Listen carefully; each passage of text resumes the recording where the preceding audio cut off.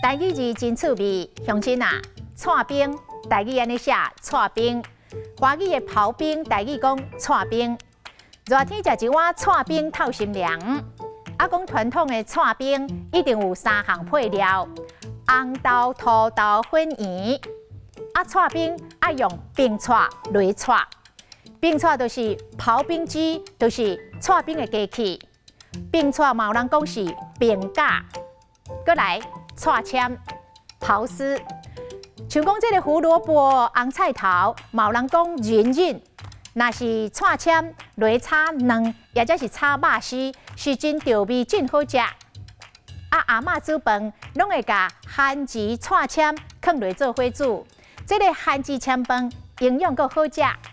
过来，菜头串签甲拍好打，就是菜脯米，像讲。红豆饼、车轮饼，台语讲公仔粿，若是咸的，内底的鸭拢嘛是包菜脯米，也有炒仔粿，嘛是包菜脯米，真侪人爱食。若是要甲番薯或者是菜头串签，就要用菜叉，用菜叉嘛爱细致，一个无小心就会串着手。今仔日的台语字串冰、串签，实在真趣味。